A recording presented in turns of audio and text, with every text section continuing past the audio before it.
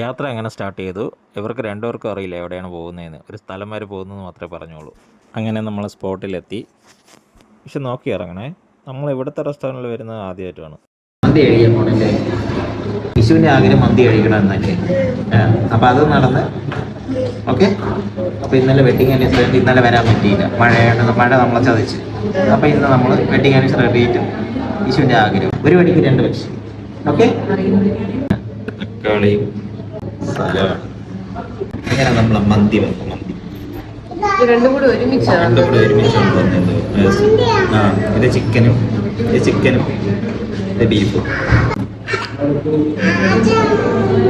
പറ എന്ത് പറയണം? Chicken half, 2 piece chicken half, എല്ലാം കൂടെ ഒരു പ്ലേറ്റിലായിട്ട്. റൈസ് ഒരുമിച്ച് ഇട്ടാൽ മതിയല്ലോ, അതുകൊണ്ട് എല്ലാം കൂടി ഒരു പ്ലേറ്റിൽ. റൈസ് തരുമെന്ന് റൈസ് എത്രയാണോ? കൊള്ളാമോ? സൂപ്പറാണ് ചിക്കൻ, അടിപൊളി.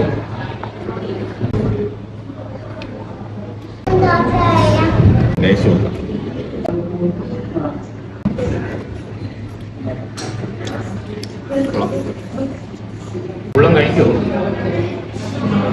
ഉള്ളം കഴിക്കണം കേട്ടാ.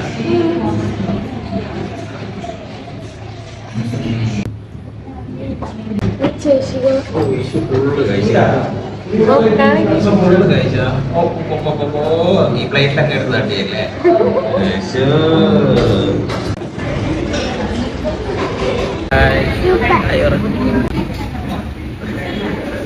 അങ്ങനെ പുറത്തിറങ്ങിയപ്പോഴാണെങ്കിൽ നല്ല മഴ പെയ്യുന്നു. അപ്പോൾ കുറച്ച് നേരം കൂടി അവിടെ വെയിറ്റ് ചെയ്യേണ്ടി വന്നു. മഴ തോർന്നു, ഇനി വേറൊരു സ്ഥലത്തും കൂടി പോകാനുണ്ട്.